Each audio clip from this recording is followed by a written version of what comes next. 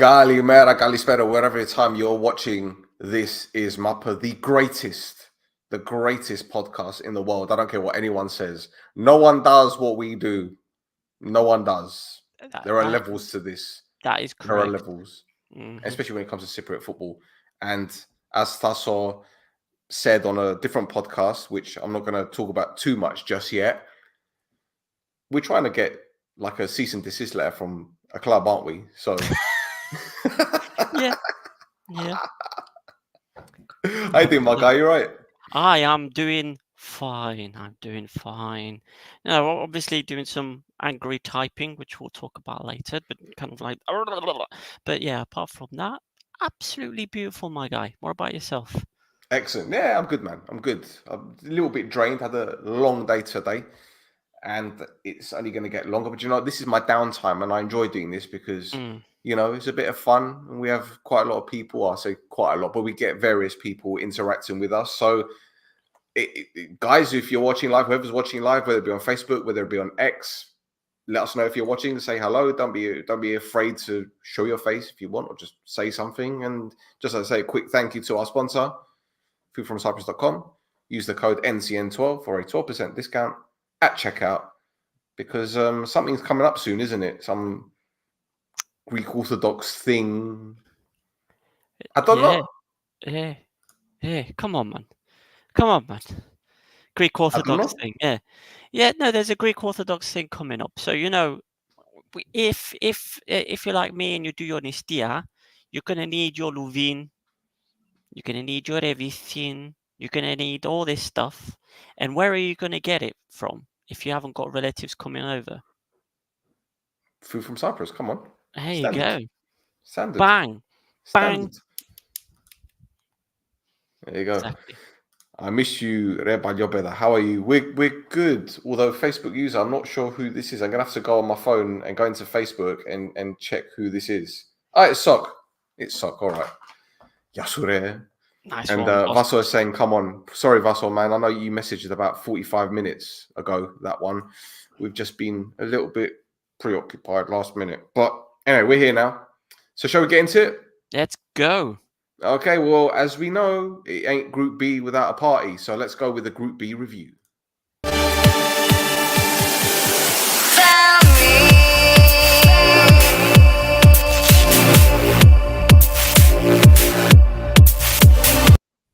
And yes, we begin at the potato patch as Ayak and Othello drew 1-1. This game actually did go ahead, believe it or not. Peak equalized Magri's goal, but Magri was later fouled in the box. He won a penalty. Unfortunately for Ael, Mr. Minchev hit the crossbar, and we thought it's going to end up a draw. But in the final moments of the game, another penalty was awarded to Ael, and this was the opportunity for Jalma to win the game. But our friend Daldul, who has been my goalkeeper of the season, saved Othello. It's a vital point for them in the battle to stay up. And look at that celebration. And Watermelon Sugar was not happy whatsoever. Next game, Doxa were awarded a penalty in the 5th minute, which Naby duly converted. And we were thinking, is this Doxa's opportunity to get another victory, to salvage something? The answer was no. Dumbia equalized with a wonderful strike from outside the box. And then the man of the moment, Gatsantonis, right? What a player. Gatsantonis with a hat-trick. He's on, how many goals is he on this season? 12 goals this season? 12 goals. 12 goals this season for Karmiotis. That's incredible. Absolutely incredible. And his first 2 goals were absolutely sublime. Thassos, mate, honestly, this player, talk to me.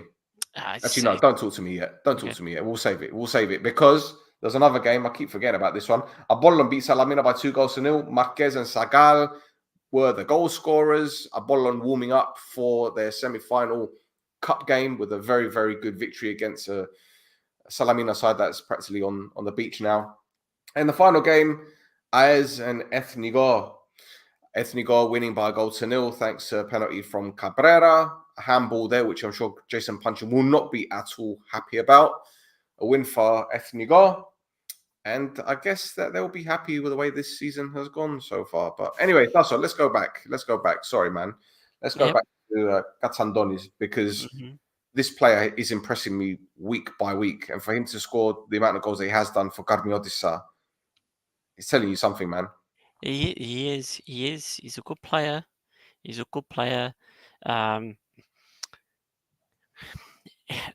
a lot of Cypriot players that are either at Karmiotissa or Ethnikos or some other teams kind of lower down that haven't been given the chance at the big teams. And I think they would be able to do a pretty good job if they were given the chance. Players like Gatsantonis, for instance, I think he was at Apoel as well for a period. Didn't get the chance. Anorthosis, Omonia, Olympiacos, Apoel. So he's obviously got something Yep. for all these teams to be interested in him. Finally, he's getting the actual chance to show what he's capable of. Let's see if he keeps it going on to next season and onwards. But yeah, Do you think he'll be there next season, though? Do you think he'll be there? I don't know. To tell you the truth. I mean, teams turn around players like nobody's business, especially down at the lower ends. So we'll see. I'm not going to lie. He's already played in Sweden once. Mm-hmm. And the way that our players are moving to that part of Europe, wouldn't surprise me if he ends up in Scandinavia again, mate. Yeah, maybe. I don't know. Just depends on who his Let's agent let's is. see. I mean, Gavril had. Oh, okay. Gavril had a season last season with Agridas that wasn't as, say, fruitful as this season, and he's about to join a promotion party with Zulte Waregem. So True. And speaking of fruit, you can get food from Cyprus.com. Get fruit from there. oh bloody hell, we're going for it today, aren't we? Come on. Jesus, three plugs for him. Ah. Oh, mate. So yeah, Othello drawing with Ael. I know Yeah. Ruslan ain't going to be happy with those 2 penalty misses. What's going on at Ael at the moment, man? There's not much to say for the way things are going, right? I think their season's pretty much done, and of course, Mr. Watermelon is trying to keep these players motivated. He's trying to see who he wants to keep on for next season. If he stays on for next season, I think he's like the proper head coach. He's not interim, is he? No, he's the proper head coach. He's not interim. So, he's looking at quite a few of these players, I guess, for next season to see who to keep, who to get rid of, trying to blood some players in, trying to test out different formations, different ways of playing. And, you're going to get results sometimes that you're not really going to be, you're not going to expect. So, for instance, they're probably going to trip up against the teams that have still got something to play for this season, a la Othellos. So, I think it's normal for them for them to do that. It's not a weird thing for me. I mean, they basically went through the same thing last season, didn't they? Except that they had the cup last season. But yeah, I think they're just going through the paces. Going through the motions, isn't it? Yeah, that's the one. They're going all vanilla. They're going all vanilla missionary on everyone. Yeah. Anyway, let's talk about Ethnico. Cabrera got on the score sheet. He seems to be buzzing at the moment. Obviously, Mario Elia broke his goal drought a few weeks ago. He went, was it 12 games without a goal? But again, they've had a very respectable season, haven't they, so far? Yeah, and it's getting more and more respectable. Like we didn't have a chance to put the highlight in from tonight's games, but Achna won 2-1 again tonight. Ilya scored a penalty. And Cabrera scored another goal again. So, if that forward line that Nikos has is spot on, it's their defense that's been a bit shaky all season. But yeah, it's been a good season for them. It's been a good season for them. The fact that they're able to stay away from, the stuff that's happening below them, and feeling quite safe is a very good turnaround for them. Yeah. And I don't know what else we can talk about when it comes to Apollon and Salamina. I'm pretty sure both sides believed it was a dead rubber game. But the fact is, when you've got teams like Apollon still in the cup, getting these victories, albeit in games that don't really mean anything for their perspective in the league, it must be a good setup and to gain some momentum and form. And with Marquez scoring, Sagal scoring, are they dark horses for the cup? Well, I mean, out of the 4 teams that are left, they're the only ones that don't really have anything to play for in the league, right? That's right, yeah. So I wouldn't put it past them getting there and maybe even winning the thing. They'll be the ones that will be concentrating more on the cup and therefore, not blasting through players throughout the season. So they will be the ones to watch, I think. Yeah, for sure. Now, I know we're fast forwarding a little bit, but there's a bit of news that broke this evening that you mentioned, and I didn't even know until you told me, and it's to do with the incident that happened the other week with Peretz and De Lucas, yeah. Yep. Do you want to enlighten us? Well, I would, but I'm waiting for the stinger. The stinger? Yeah. The wheel. Oh, you wait for the... Okay, my bad. Sorry. You to speak English for me. I don't understand. Okay.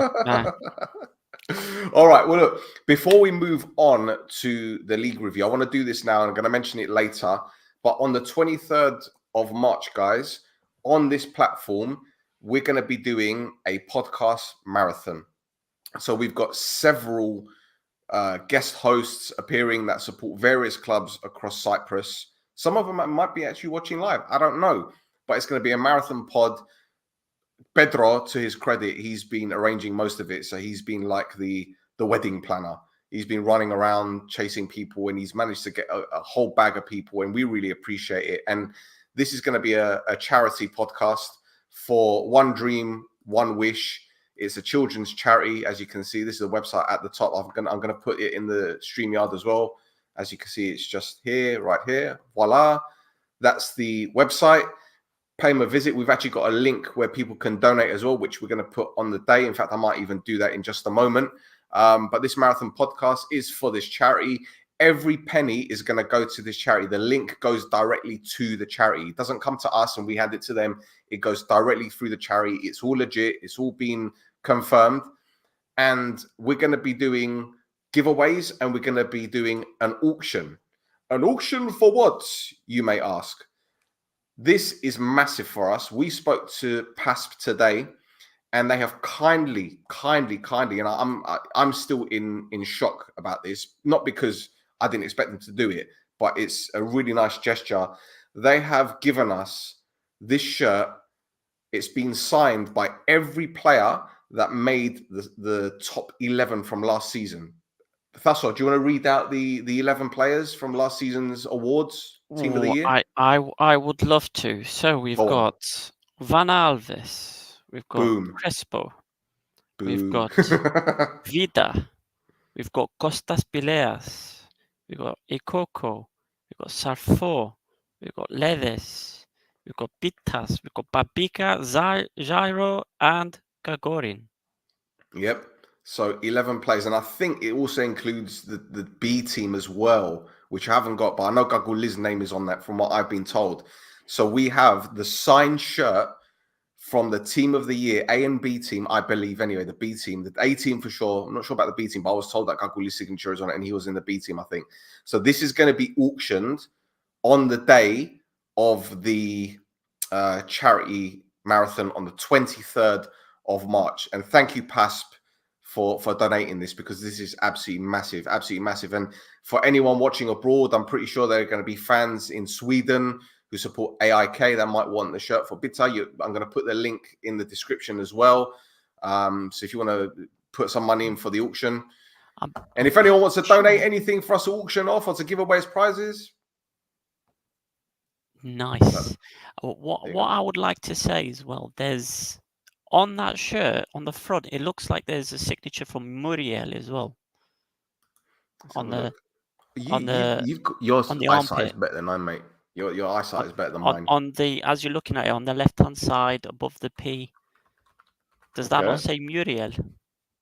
I don't know. I don't know. Maybe.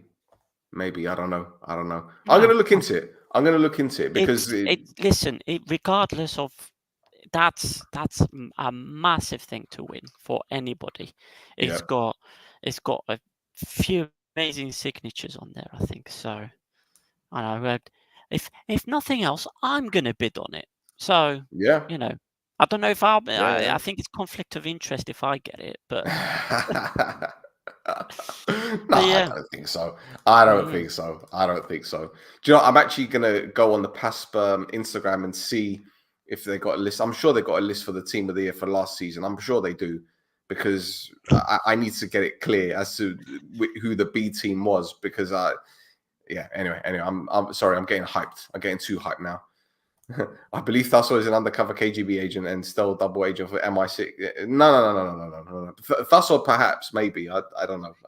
I can't confirm nor deny, to be honest. But there you go. Anyway, let's move on. Yeah, I mean, before we move off of Group B, Yes. there was some things that did happen related to the games in Group B. Go on. So first of all, if we go to Doxa, Adil Nabi has his Pakistan passport. So he can now represent the Pakistani national team, who are coached by Stephen Constantine. So he's getting on that plane, I think, at the end of the month. Garmiodissa, after they beat Doxa 4-1, Stavros Diabosenos, he went into the changing rooms and just dropped 20 grand in cash in front of the players. Like, here's a bonus for beating. Here's a bonus for beating Doxa, lads. There you go, 20 grand. 20 racks. Boom, like that. 20 racks. Yeah. So, I'm gonna wash my hands of that. Making sure I'm clean.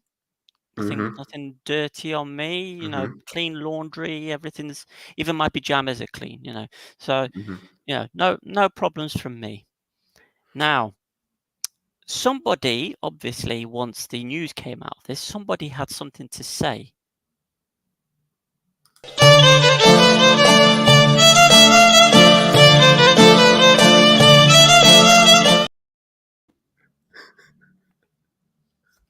Fantastic.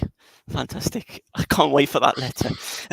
Never gets old. It never gets old. So, Johnny Violins got interviewed after the game and after the news that came out that Stavros Diabosenos, who's the president of Garmiodissa, threw some money at the players after the game.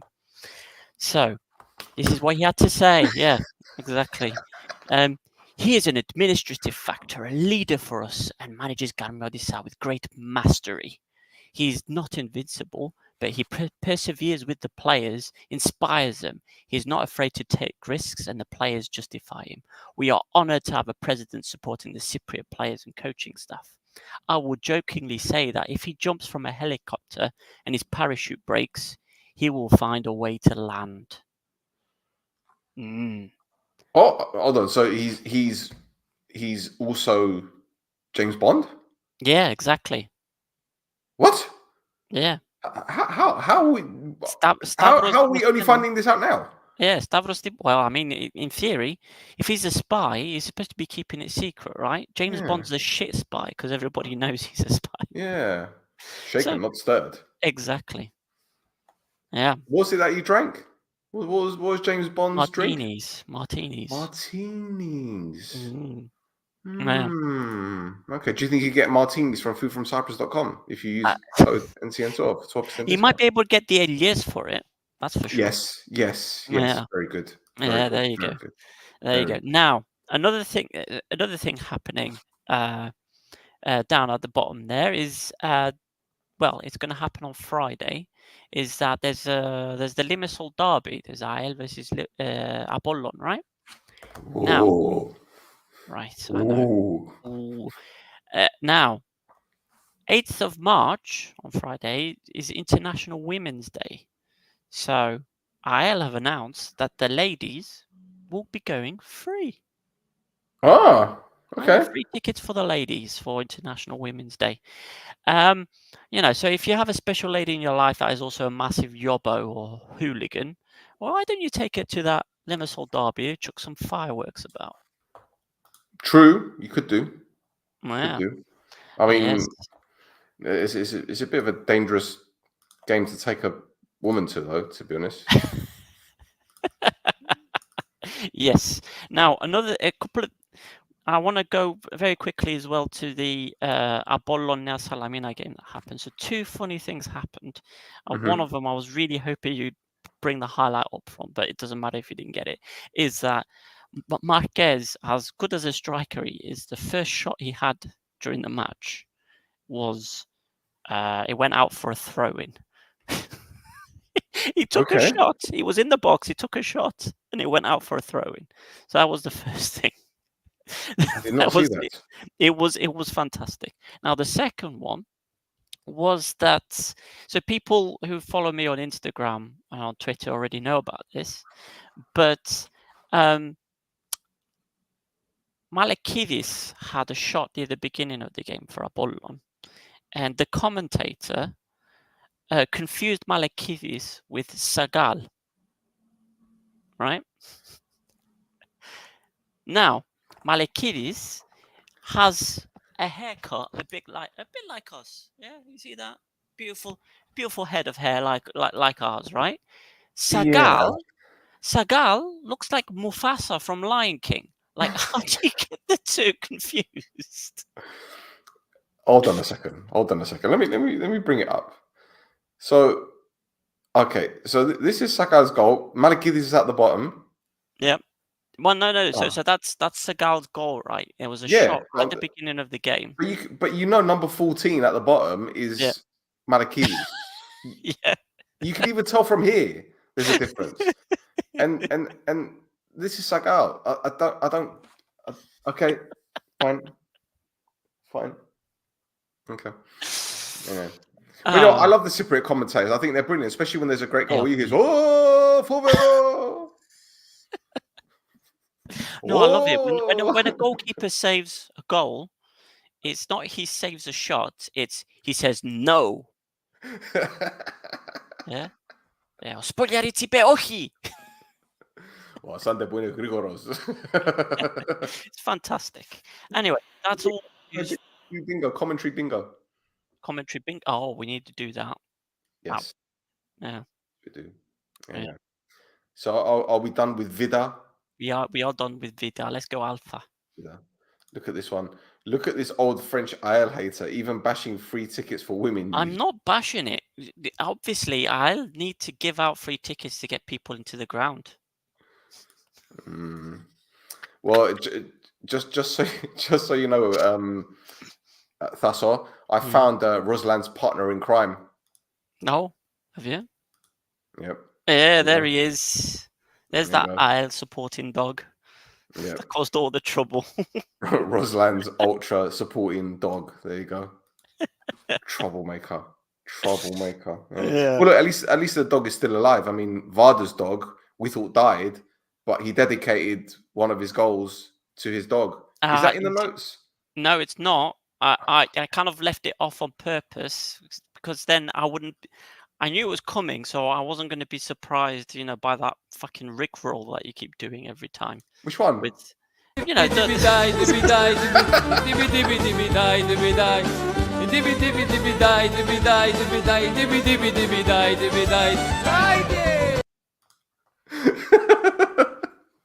Gotcha. So yeah, for those who don't know, Amir Varda scored 2 goals and he dedicated both his goals, one to his bitch and one to his dog. So anyway. So on to the next. Yeah, please, quick. On to the next. There you go. So top of the table clash in Group A. AEK 1, Aris 1, Dongia giving Ajax the lead before Orosovic equalized from a set piece. It wasn't as entertaining as we'd have liked this game to be, but unfortunately, Thasso, the game was marred by allegation of racism. Yes, again. So, Ike kind of released a statement after the game to say things like, for Vanna Alves did a obscene gesture towards the Ajax fans during the game, and that set the Ajax fans off to do whatever they did, and they also had a bit of a scuffle in the tunnel after the game as well between the players. Yeah. Now, of course, then the Irish press officer came out with a statement saying that the Ajax fans had spent the whole game doing monkey noises towards Aris's black players. Right? So, and the offending hand gesture from Van Alves, what was it? What was the offending hand gesture that they're talking about? What the one with the clenched fist? That was the offending. That was the offending hand gesture. Apparently, that. Yeah. Apparently, that. Are you offended by this, Stel? No, you're not offended by this because you're not a massive racist, right? So, obviously, the Aris press person went on his Facebook on his own Facebook account and posted the picture of the guys at the Olympics doing that. And he wrote a little statement on there. So, Mexico Olympic Games 1968, Tom Smith and Tony Carlos. They do not provoke and do not make obscene gestures, raising their right hand in a clenched fist. They symbolize the fight against racism, simply for any person who is unaware. And that's all he put on there. Now, Aris have also come forward to say that if Ajax want to throw accusations around about the behavior of the Aris players, they have previously brought out CCTV and audio footage of, I think it was some trouble that they had with Anorthosis.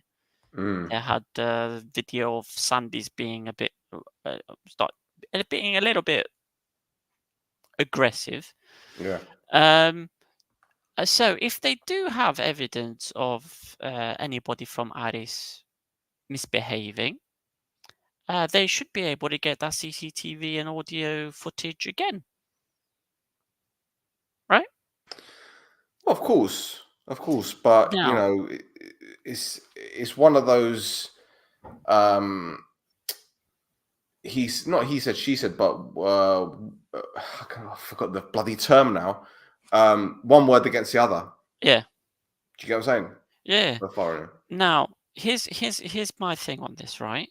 With the racist chanting, I didn't watch the game, so I wasn't aware. You know, if there were any monkey chants, I wouldn't be aware of it because I didn't watch the game. Now, of course, we weren't there either, so there might be stuff that wasn't picked up by the microphones. But there is a match observer there who's there to pick up on these kind of things. And he's the one that actually tells Vrionides, oh, there's been a flare chucked, oh, there's been this done. And he does a report during the game, and he submits it after the game. Same thing the match referee does, and the referee observer does. The only reason I know this is because they went through all of this in the evidence base for what Vrionides said about what happened in the Nea Salamina Apoel game in the Cup. So the match observer is supposed to keep an eye on all this stuff. So, if there was racist chanting, and there must have been, I can't see why else Van Alves would have done this other than because normally you do that to be like to represent the fight against racism, or you do that to be like, yes, we're strong together. But why would Van Alves do that to Ajax fans? Yes, we're strong together. No, it's So, for me, something's gone on there, and it's going to get picked up by the match observer. And you know, I think something's you've got to hit them where it hurts to stop this kind of thing. Nip it in the bud. You know. Yep. Close the ground for a game, 2 games. Do something. Anything. Now, as well, obviously, somebody follows us on Twitter, kind of responded to us reporting this stuff, and he tagged Pasp and Spiro Neofitidis in that, right? Do you know what I don't even remember. And Spiro responded. So he said, actions will be for sure in the right place and time. This is 100%. So I think what's going to end up happening is they're going to have to wait for Vrioni's match observer report and all this stuff to come out first before they can action anything. Because if nothing happens, then they have to bring it forward. And if something does happen and it's not enough, then again, they have to bring it forward. So that makes a lot of sense for me. I have just seen it. I've just seen it. Yeah. I've just seen his response. I don't think we were tagged. Well, I don't think the account was tagged in it. Let me just bring it up. Hang about. Here we go. So there you go. Right there.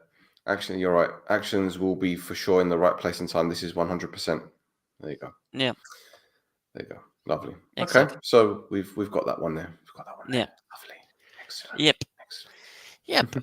we've got to start with the bitter tasting stuff.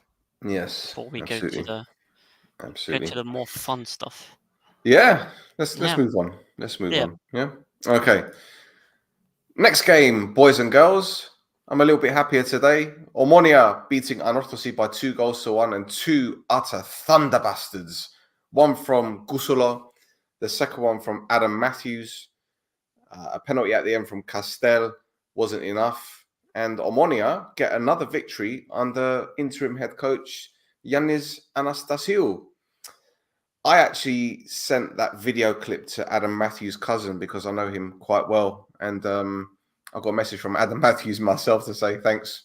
I was quite chuffed about that, to be honest, because I've never interacted with Adam Matthews before. Although I did get a video once from Adam Matthews, which Roy hooked up.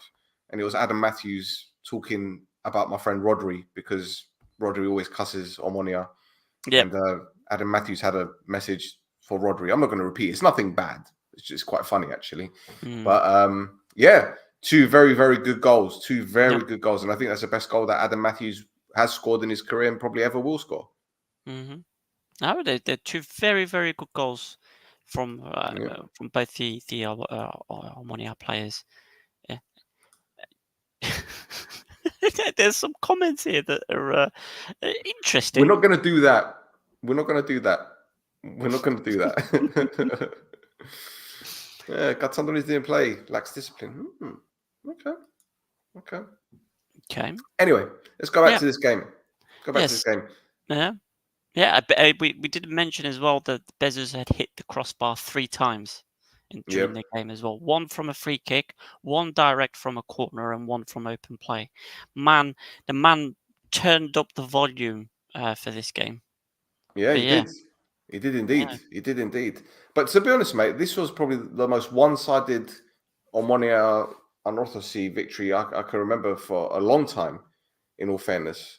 You know? And even when they walloped us 4-1 last season, it wasn't anything like that. I mean, they smashed 3 past us in the second half, but they weren't totally dominant like we were for practically 80 minutes of this game. I can't believe my eyes, to be honest. I can't believe what I'm seeing. No, it's weird. It's weird that these players seem to have that in them, and they haven't been doing that all season. It's a bit weird, isn't it? Makes you wonder, doesn't it? Yeah. Makes you wonder. But so what about Anorthosis then? Because obviously there was talk of possibly Gahel getting the sack after the game. I think if he does get the sack, it'll be absolutely bonkers, in my opinion, anyway. I completely agree with that. If he needs the beginning of the season, Sandy's tried to temper expectations to say to the fans, this is a season in transition. We need to sort things out. We're not expecting anything. Anything that does happen is a plus. It's a season in transition. We're trying to figure stuff out. We're looking for investment, etc., etc., etc.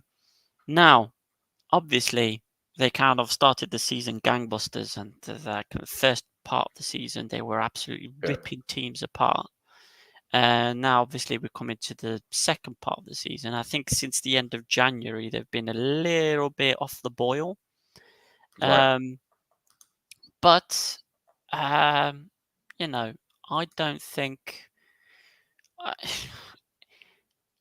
the club's players are apparently not getting paid as well. That was another thing that Sandys had revealed. But as part of kind of defending Gallejo and saying that the players aren't getting paid, for some reason he decided to chuck some other teams under the bus as well by saying that his is not the only club in the top 6 or quarter-finalist of the cup that has had trouble paying their players. Yep. But yeah, for now, he's got the vote of confidence, Gallejo. I think there's going to be a bit more pressure should Anorthosis get knocked out of the cup. Yeah, but they did, didn't they? They did get knocked out of the cup, didn't they? Yeah. So yeah, forget it then. I don't know, man. I don't know. I think he's safe for now. And to be honest, again, we spoke about this last week. They've had so many injuries. If you look at their injury record now, I mean, Fran Garcia's injured. He's done his ACL. Kiko's injured. He's had an operation. Salva, we don't know what's happening with him. Obviously, he's still ill. Who else? Like Musunda has been an absolute fucking disaster since joining. Guerrero's injured. Your mate Waris is injured. I can't sit here and say, Gallejo has injuries, Tejera. Yeah. So I can't sit here and say that Gallejo has royally fucked up this season. For them to be where they are, given last season, he's done well. And it's practically a new team. The one thing I will say though, that goalkeeper, Apoel, he is a liability, an utter liability. And if you notice Omonia's corners, every single one of them, the 6-yard box was crowded. Why? He doesn't catch the ball. When he's under pressure, he doesn't catch the ball. And earlier on in the game, he tried to control the ball and it went under his foot. I think he's a massive liability for them. Garaga isn't good enough as well, my opinion. So when they got Makun and what's his name? The Moroccan defender. He's with a name as well, doesn't he? Marmouk. Yeah, Marmouk. When those two are playing, and I think that they've got potential to have a good partnership.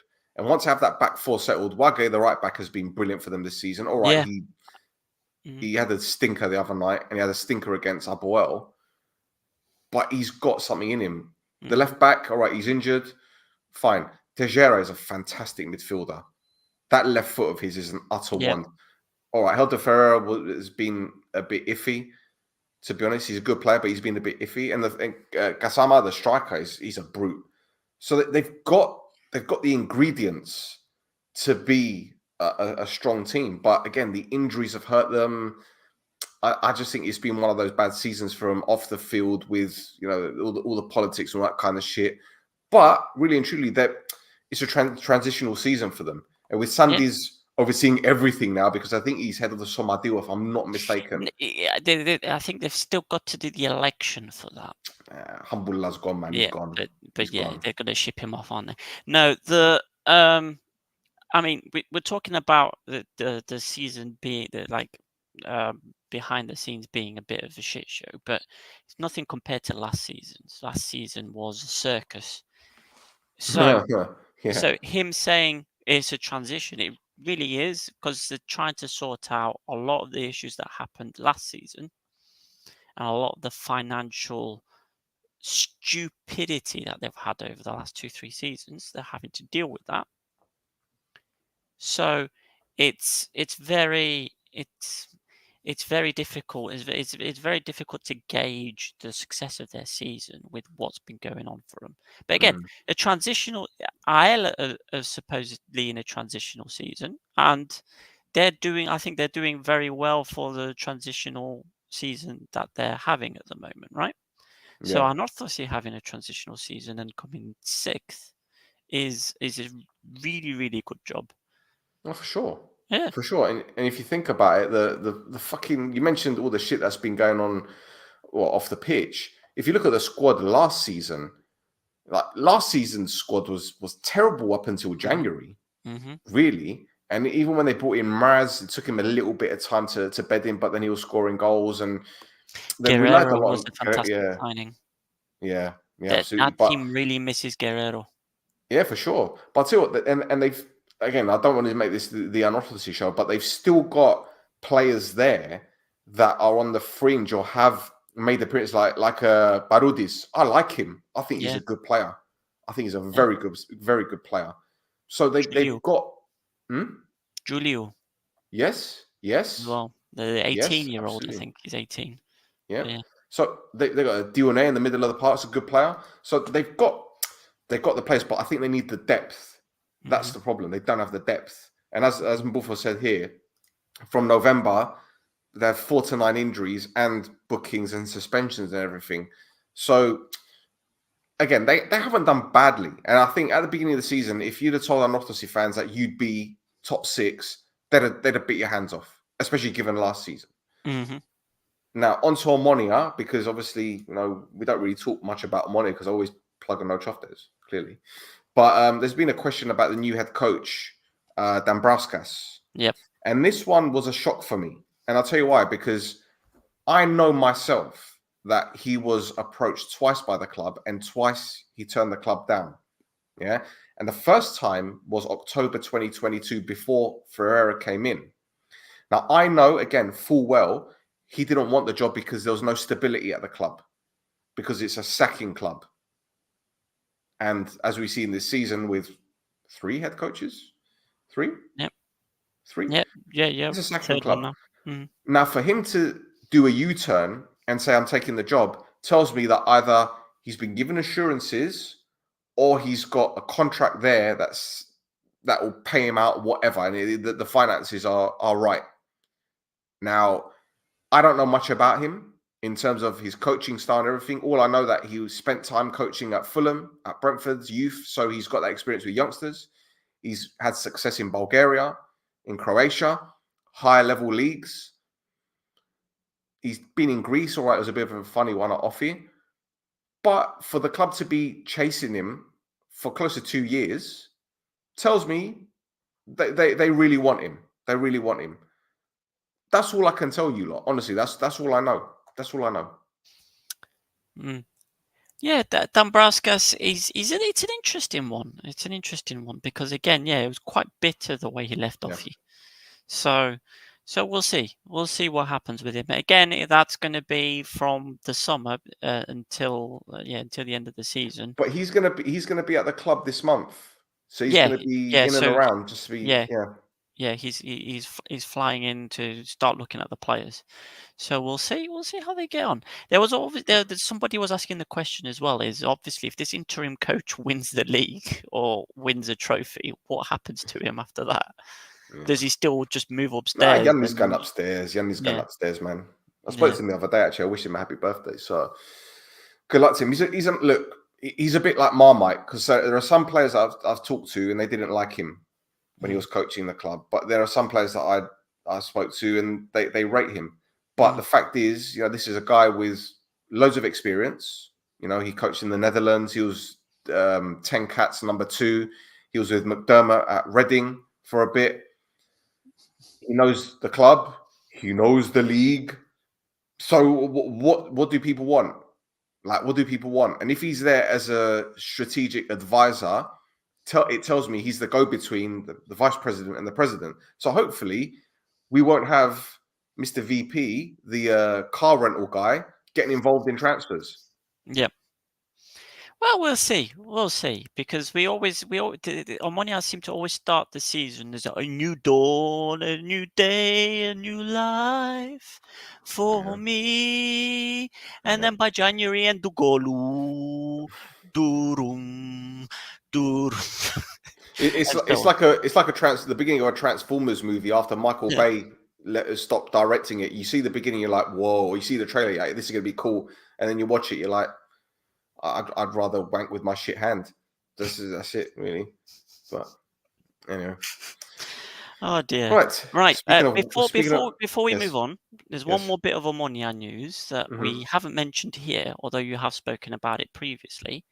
Is that the Burger King's been released? Yes, Yes. yes, King Kunmiyamu has been released by Omonia due to personal reasons. And also, according to match.com.cy, he's heading to Qatar. So the 21-year-old Nigerian made a total of 132 minutes of appearances for Omonia this season. And also, I'm sure the personal reasons for leaving aren't anything to do with, fitness issues, let's say in inverted yeah. commas, or the other issues that he has in Denmark. Nothing to do with it.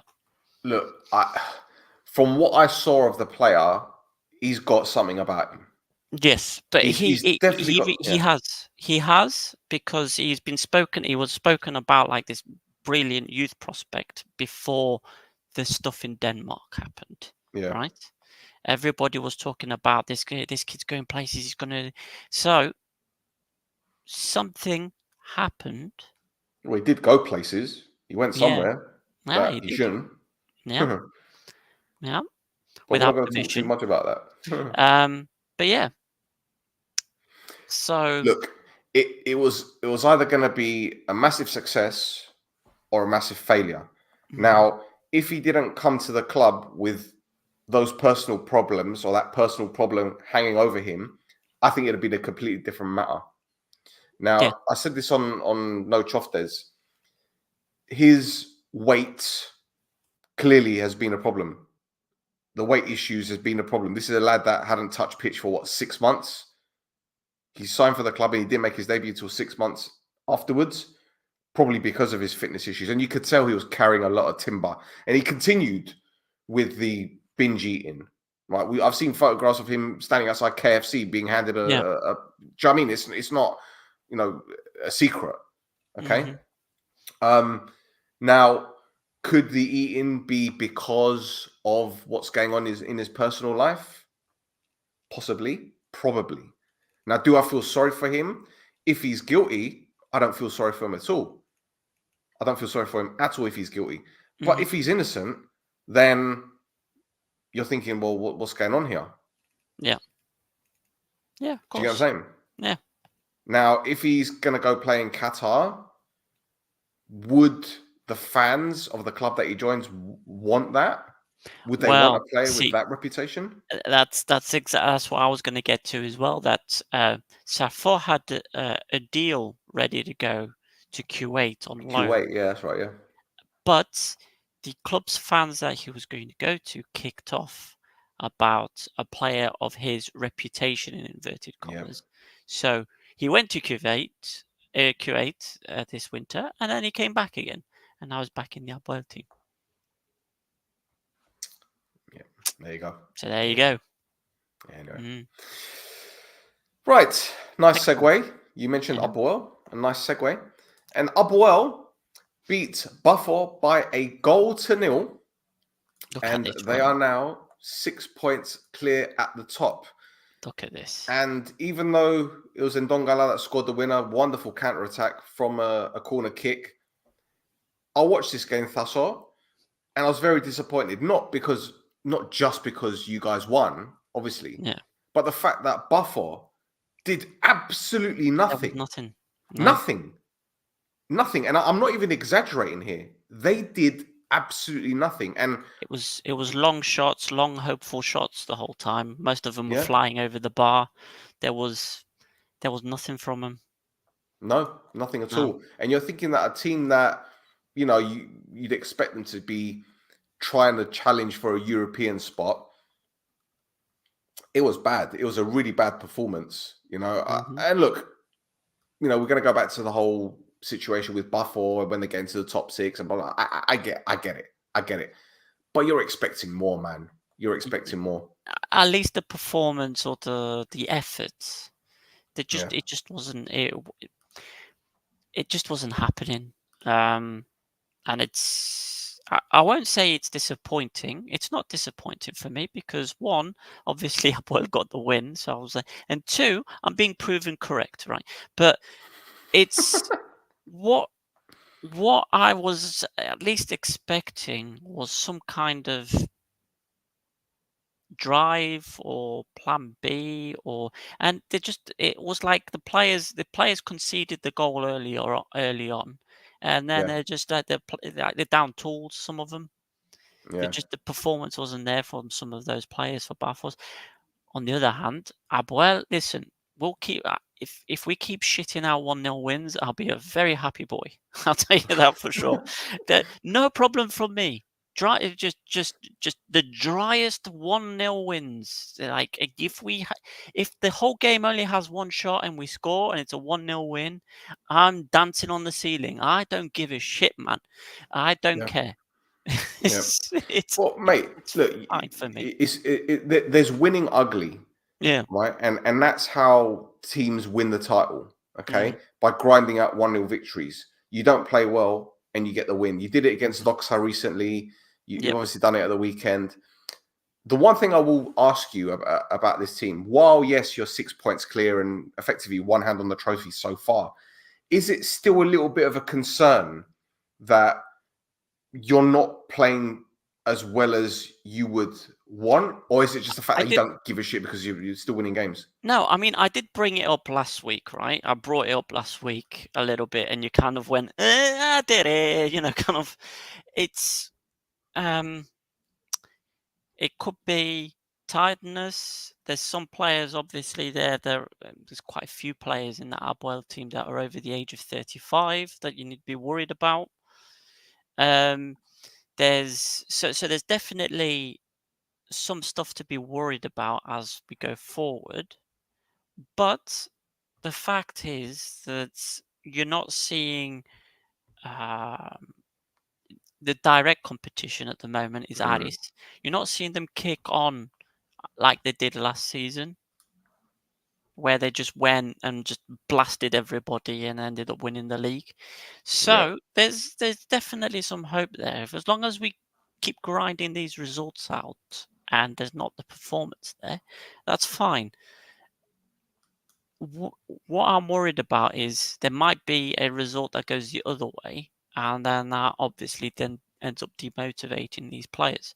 At the moment, absolutely fine. Keep going, keep going. No problem.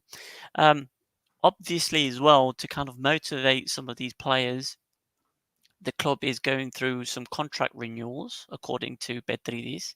Petridis, he likes to reveal news before the club officially reveals it. He likes to kind of be like, I'm the guy. I'm in the know. I'm in the know. He's the Romano. He's the Romano of Apoel. Exactly. I'm bringing you the good news. So there's there's stuff for Konstantinov is getting a new contract, which I think is fantastic news because for the last 2 seasons, he's probably been Apoel's best player. Gviadaya is getting a new contract, apparently. Ndongala, Petrovic. Petrovic, I think, if you're going to give him a new contract, it has to be like a 6-month rolling one because of his age. Day-to-day contract. Pretty much. 0-hour contract. Any day now, he's just going to flop like that onto the floor, But Sapinto as well. Okay, I mean, I want to see how the players continue to perform with Sapinto at the head of the, in charge during the game, because at the moment they don't seem very convincing. But we'll see.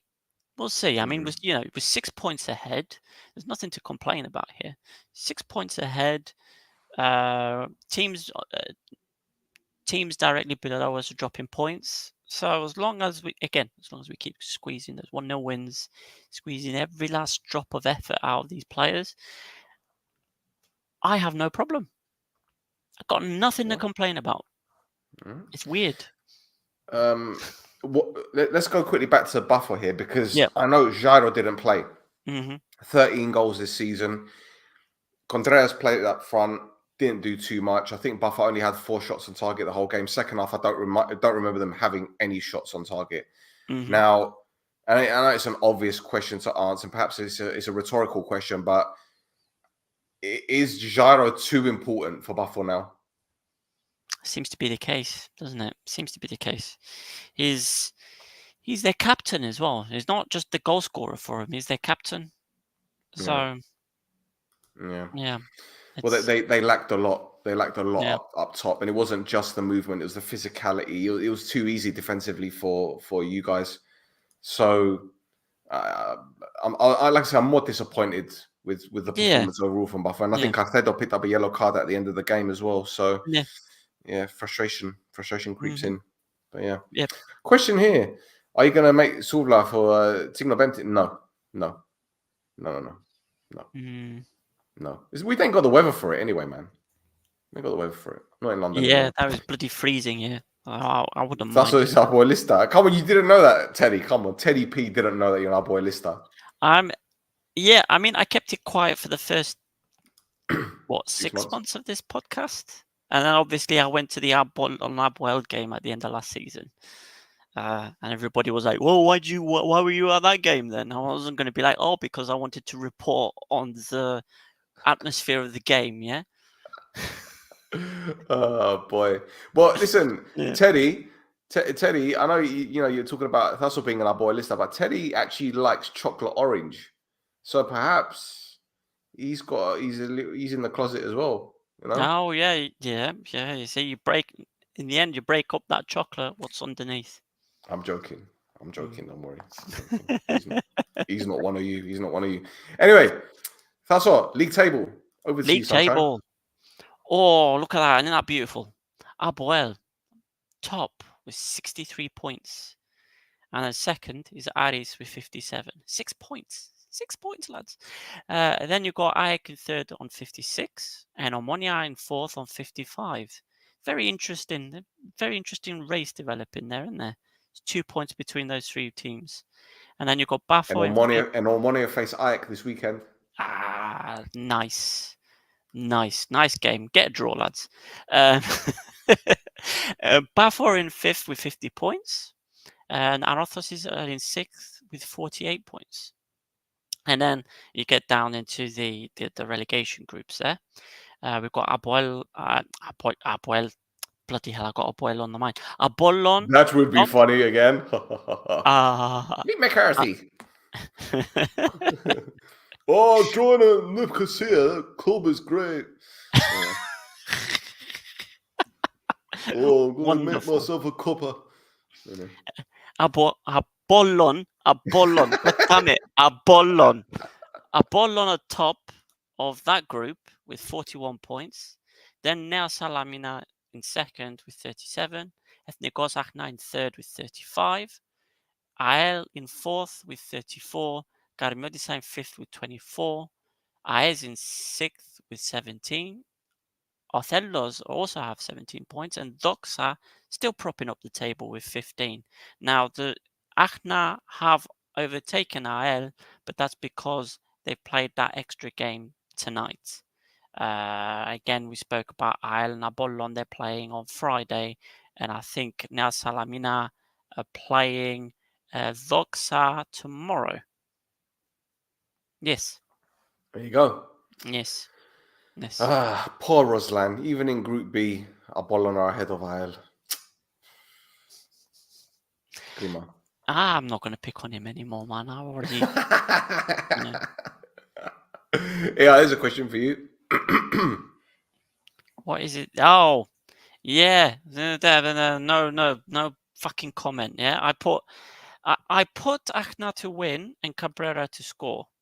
Now that happened, but the app is going like, well, Cabrera scoring. I don't know. So, but I also put Garmiodisa to win and for more than 3 goals to be scored. Yes, that's correct. Yeah. That's correct. So that didn't happen either. Well, my bet went down the bloody toilet the other day, to be honest. So I've done another one for this weekend. Let me just bring it up. I'm going to airdrop it to my Mac, and I might freeze a little bit while it just fucks up, because it normally does that anyway. Okay. 1 second, let me just bring it up. Because what I did an accumulator for this weekend, and I completely forgot that there was a game tonight. So fortunately, I put Ethnic to win. So I cashed out to get my money back, and I restarted another one. So let me show you guys what I've got on thing anyway. Where is it? Here we go. It's a pretty boring one, to be honest. Ari or Apoel to win. I don't know, Omonia or Ike to win. Anorthosis against Buffer, I put a draw or Buffer. The Ari Apoel game, I've done under 2.5 goals. And Omonia Ike over 2.5 goals. I think it might be a 2-1. I get a feeling. Anyway, I got a feeling. Ooh. So yeah, here's what I've got. Let's get your one. Let me bring it Oh, up. I've got it on the Twitter. I've got it. All right, I've got okay, it on the Twittings. I've got it. Let me just bring it up 1 second. Bear with me 1 moment, gentlemen, or boys and girls, or whatever you identify yourself as. There you go. There you go. It's in French though. Yeah, that's the problem with being in France. But yeah, so I've got now Salamina Voxa with Voxa to win the game. I've got Carmodisa versus Aez. I had Aez to win the game with more than 2.5 goals scored in the game. And then I had Ethnikos Achna beating Othello with Cabrera scoring. So yeah, and I basically put what was left of my €10 in there. So yeah, there you go. You muted yourself, boss. I said you spurned it all. Yeah, exactly. I've gone all or nothing for this. But yeah. My goodness. Yes. Oh. Yes. There you go. Now, before you carry on, yeah. Kubebia, chocolate orange and Netflix and chill. Okay. I'll give you that. Why isn't there an IL badge on your budget table? Because I used it off Google. So don't blame me. Yeah, Google. Google is a bit rubbish for that.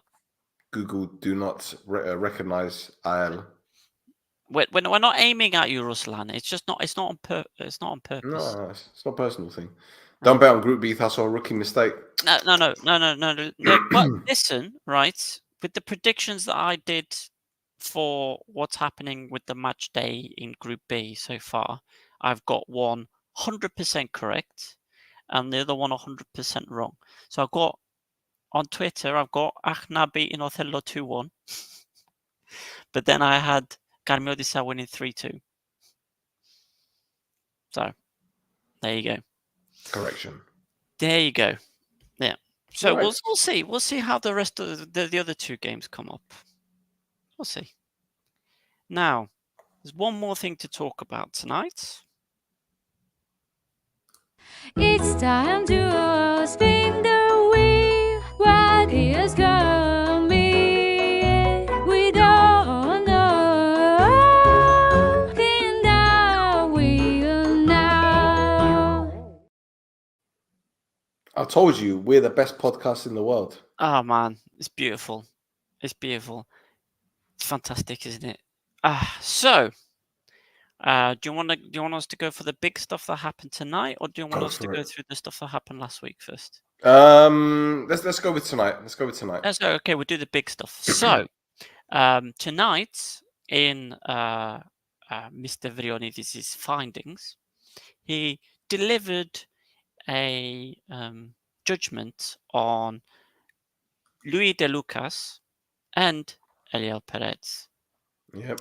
Now, for people not watching on YouTube or not watching the video, we're just watching the scenes that occurred at the end of the Apollon IL Cup match, 10 days ago now? Yep. Where Filiotis and Elio Perez were injured by De Lucas, kind of just housing, just going proper ape shit, MMA style on a couple of the on especially Perez, and Vrionides has delivered his judgment on this. Now, I did mention this last week that De Lucas is probably going to get like a 10 or a 12 game ban, and actually, Vrionides gave him a 10 match ban plus the 2 match ban for the red card, so that 12 match ban. Now, for kicking and punching Perez, but also injuring Filiotis, right? Perez got a fine. Yeah, pretty much. So, normally when Vrionides does, because he released like an evidence paper, and in it, it's very short, and normally he goes through all the evidence that he's picked up to make his judgment, right? But most of what he wrote about was the fact that the thing happened, and basically mentioned the social media posts that De Lucas had made about the kind of as his evidence base, Right. Okay. rather than right.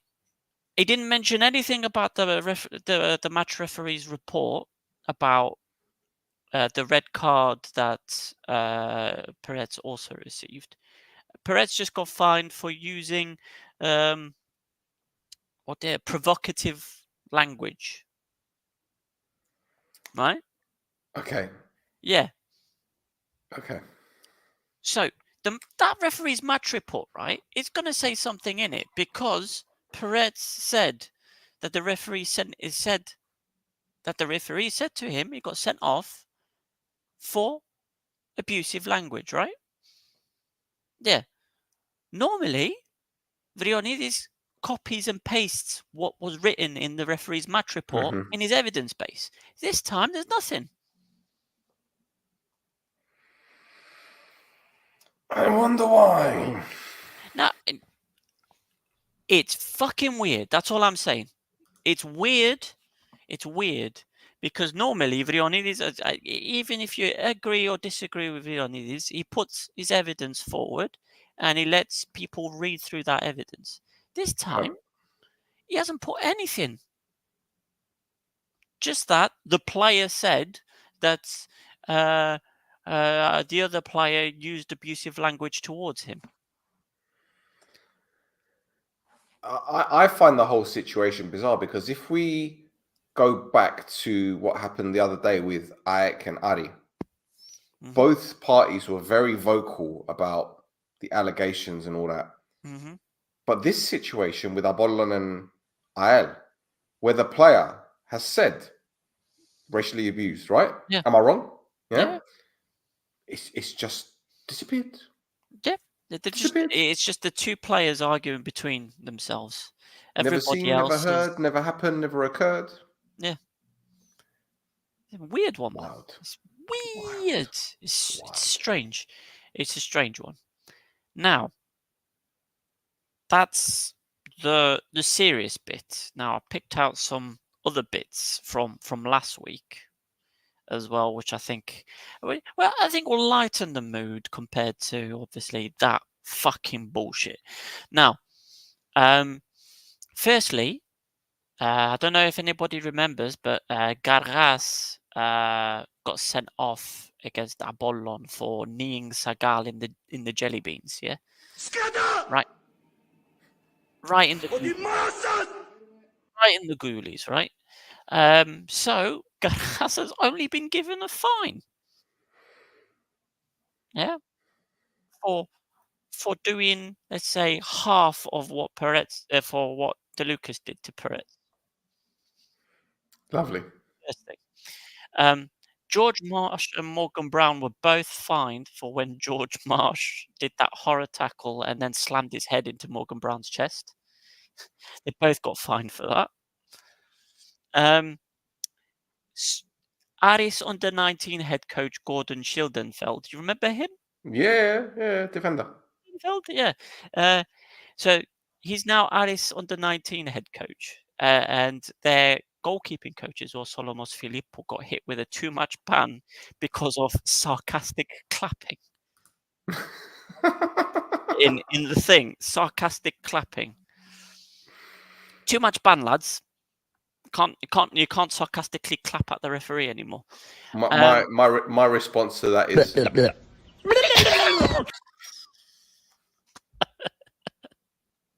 well, listen, you can do that to the referee for the time being, because Vrionidis hasn't found a way to ban you for that yet. Can you just imagine, right, if there's an incident where two players are just going at it and the referee's about to book them and they just both look at the referee and they just go what's he gonna do? Book him for pretending to be a goat? You imagine putting that in the report and then Vrionidis finding them because they pretended to be a goat. To be fair, was it Dean Smith got fined and banned for a game for calling the referee, for saying the referee got clown shoes for his birthday. He got sent off for that.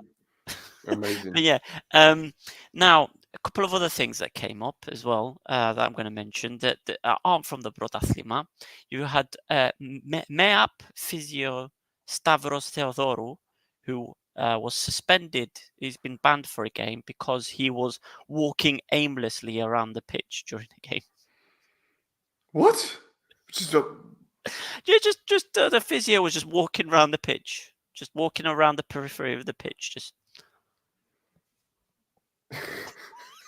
And he's been banned for one game because of that. What's his name? Stavros Theodorou. I need to know if he was sleepwalking. I need to know. Maybe he had a nap on the bench and he just started sleepwalking. He got up and just randomly started walking. Sleepwalking, it happens. I don't know, man. I really don't know. Don't know. We also have one last thing from this.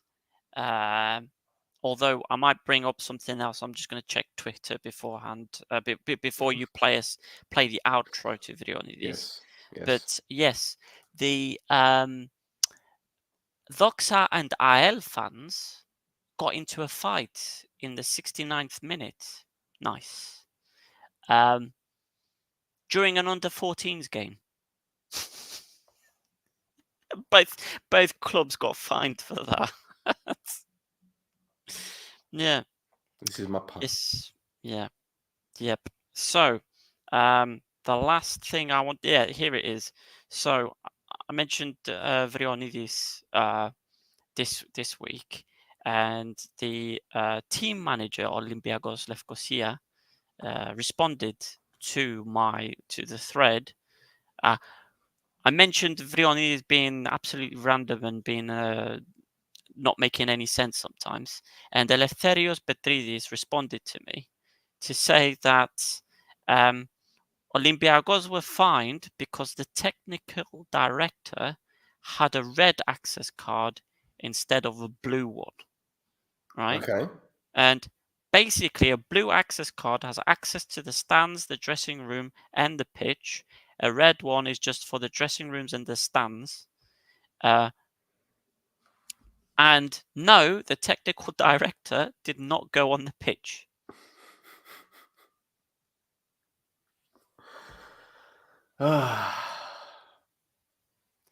It's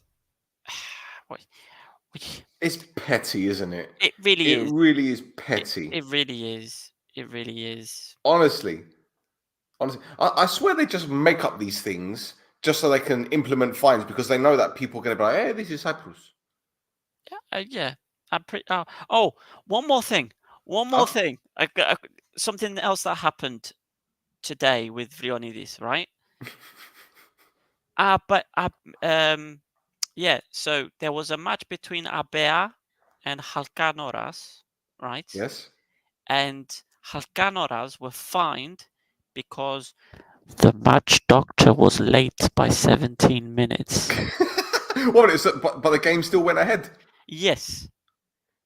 Because Okay. it was late by less than 20 minutes. Oh my god!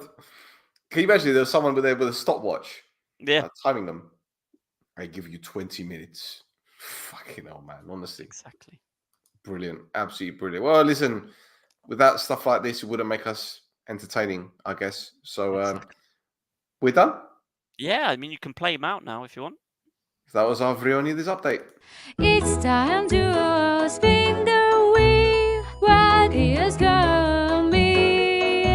We don't know. Spin the wheel now. Beautiful. Beautiful.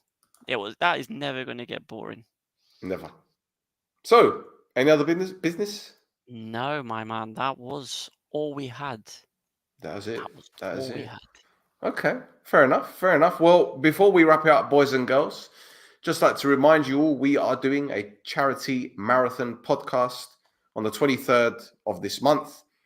All proceeds will go to the One Dream, One Wish charity. It's a children's charity, as you can see right here. The link I've put up before. Let me just bring up the link as well for those that haven't seen it, for those that can't see at the top of the screen. Where is it? Here we go. That's the link. I'm also going to provide a link to the fundraising or the donations page. We won't touch any of the money. It's going straight to the charity. This link will provide you direct access to the charity. And as I mentioned earlier, and I'm going to repeat, PASP, the Players Union, have kindly donated a shirt which is signed by last season's Team of the Year. And here you go. This is the actual shirt that they've donated, and that will be auctioned off, and all proceeds will go to the charity. And the highest bidder will, or the highest donator, should I say, will get the shirt. And there you go. And just to double check the names, because I found on Instagram the actual lineup from last season. Let me just bring it up here. As you can see, you've got. Oh, I'll let you do it. That's what go on. You do it. You do it. Oh, shall I do it? Okay. So Vana Alves, Jose Crespo, Joseph Vida, Costas Pileas, Jordan Ikoko, Kingsley Sarfo, Gus Ledes, Ioannis Pitas, Xavi Babica, Jairo da Silva, Alexander Kokorin. There you go. And Pedro has got a message. Pedro, do you want to come on because you want to correct something? Why don't you come on and explain it? Unless you want to put something in the chat. I don't know. Pedro. Come on, we've got 99 people watching live. I think this is the highest number we've had of people watching live. So yeah, you know, there's a list of names there, and I think Gaguli's name is there because he was Young Player of the Year. That's why his name is actually on the shirt. So it's not with the B team, but it's the A team. Anyway, so yes, it's a great opportunity. We're also going to have more prizes as well. Hopefully, we're going to get more shirts from other clubs and more prizes from other people as well. So this is something that, like I said, it's going straight to charities. We're not going to see any of this money. So before anyone starts saying, "Oh, what about the money?" Blah blah blah. In fact, I'm going to get the link right now and put it in the StreamYard. So people, if they want to start donating from now, they're more than welcome to do so. Let me just find it. 2 seconds. 2 seconds, boys and girls. Sorry, I should have really planned this better, but I've got the link. Let me just put it in the chat now for anyone. Here we go. There it is. So anytime you want to donate, you just go on this link. You click on that link, and the money is going to go straight to the charity. And without any further ado, Pedrui. Hello. How's everyone? Let's put in front and center. Here we go.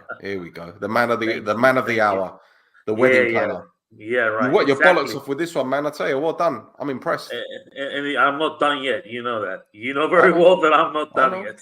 I know. There's still a long way to go until the 23rd, but we're excited. And when I say we, I mean all of us, because we're talking about around between 30 and 33 people showing up on the pod. So are you able to say the names of some of them at least, or you just you don't want to jinx it just in case? I'm going to leave it as a surprise. I'm going to say that it's from Cypriot podcasters that have to do with have podcasts about football in Cyprus and from abroad. Okay. Most of them, people know them already, so it's not going to be something new that they haven't seen before. But 30 to 33 people showing up in a in the format of one long podcast is it's a first. And I would like to thank everyone for accepting to appear on this podcast. We're doing it for a good reason. I would like to point out, Stel, you did a small mistake. That has to do with the jerseys, because it's not going to be just the Bath jersey. We're going to be having jerseys from other teams also. It's not going to. What did you call it? A bidding thing for the jerseys? An auction. Is not going to be an auction. Oh no! No, I don't want an auction, and I'll tell you why. Because I want to give the opportunity for more people to put money as a donation and have an opportunity to win something if they want. So we're going to do it in the format of a €20 minimum donation. Okay. They're going to be sending us the receipt that they will be getting directly from. Yes, it's an email confirmation, isn't it, that they'll receive from? Yeah. Yes, not just by email, but also from JCC. The moment they pay, they get a receipt that their money has been given to this organization at this amount on this date. So I will ask everyone to keep those receipts, and then they can send it to us by email, either mentioning for which jersey, for which shirt they are interested in, of which team.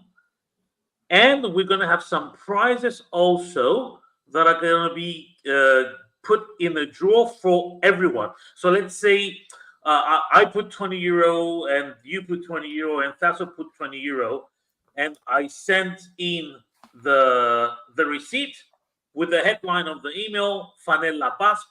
I'm going to get in a draw for the Basque Fanella, or for the Omonia Fanella, the Apoel Fanella, Anorthosis Fanella.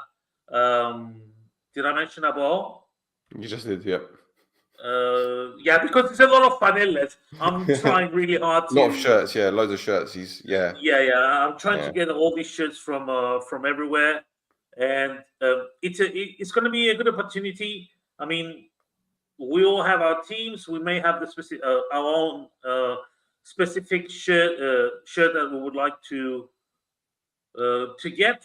So I want to give the opportunity to everyone to do a donation and think that, you know what, I might win a shirt also for my team. And hopefully, because I don't want to turn it into a bidding war that people might not be able to bid because the price goes above 50 or 60 or 70. I want to give the opportunity to as many people as possible to make a normal, not too much, a huge donation of €20, and still have the opportunity to get in the draw to win the team's shirt. There you go. And we're working on getting other shirts as well, not just clubs in Cyprus, but clubs outside of Cyprus as well. Yes, definitely. So we're trying. It's difficult because obviously a lot of clubs get requests, and with this being a pod in Cyprus, some clubs might say, well, it's got nothing to do with us really, which is understandable. But we're doing our best, and what we've got so far is incredible. We'd like to thank PASP and obviously the clubs that have agreed to donate, because this is something that we've been, Bedro planned it weeks ago, and for us to make this. I've been working on it for more than 1 month and 1 week already. And we still have another 2 weeks to go for it. So it will be almost 2 months working on it. Yeah. So for us to do this, or Pedro to do most of the legwork in such a short space of time, is incredible. And this is something that Pedro and I spoke about last year, because we wanted to do something similar, but at a bigger scale. And if this goes the way that I hope it's going to go, it could lead to something even bigger next year. I'm hoping anyway, inshallah. We want to make it a yearly thing. We want to make at least once a year to do a marathon of a sort that could help other people in need. No running. It's a marathon while we're sat on a chair. Yeah. Yeah. You're not going to catch me running. No chance. Also, I would like to point out that it's not going to be just shirts that we're going to have. We've got coupons to play patball with your group of friends. We've got crepes that are going to be coupons for crepes that are going to be given out. And if some of the viewers, sorry? Not from France. No, they're not from France. And if someone of the viewers would like to pass something to us, if he's got a business or something that he would like to give us to make more money for this cause, please get in touch with us and we'll sort it out. Of course, we're going to make a donation of our own as well, because obviously we make a little bit of money from the ad revenue, so we're going to put some money towards that as well. So yeah, I think we've done a good job so far. It's not about us patting ourselves on the back about it. I just think that, you know, for the length of time, or the short length of time that we've had to do this, you know, Pedro especially has been working night and day on this. So yeah, it's been incredible, and we need to thank everyone in advance for doing it. I'm sure it's going to be a very entertaining show. Thassos done some pre-recordings as well. So it's not going to be just about Cypriot football. There's going to be a few additional things as well. We've got video messages from players, which I'm not going to mention the players' names yet because I wanted to leave it a surprise. So yeah, we've got a lot planned. So I'm really looking forward to it, man. Really looking forward to it. I'm going to point out that the donation link is not going to be active only for that day. I've made an arrangement with JCC and the FE, a Dream a Wish Foundation. Yes, that I've made an arrangement with both of them so that the link stays active for about 2 weeks after the broadcast of the show, so that people that watch it after can still donate. So the draws will not be done on the day, guys. The draws will be done when the link for the donation closes. There you go. See, he's got it all worked out, man. Got it all worked out. You can plan my funeral. No. If you want me to plan your funeral, it's going to be a hell of a party. I can tell you that. Wonderful, brilliant. Top stuff, Pedro. Anyway, that's it, boys and girls. Anything else that we need to mention, Thasso? Just follow us on all the socials. On all the socials we're at. We've got the Twitter's X, we've got the Facebook, we've got the Discords, we've got the Instagrams, we've got whatever you want, we got it. We got it. Hit it. Coming soon. Hit it. Coming soon. We're gonna have a website. We're having a website built. And but in the meantime, meantime, there's another website you could go on to go look at some articles, gafesflares.com. But until but then once the website comes live for NC Network, we're going to be flying. We're creating a monster, boys and girls, and you lot are all invited to the party. So until next time, adios.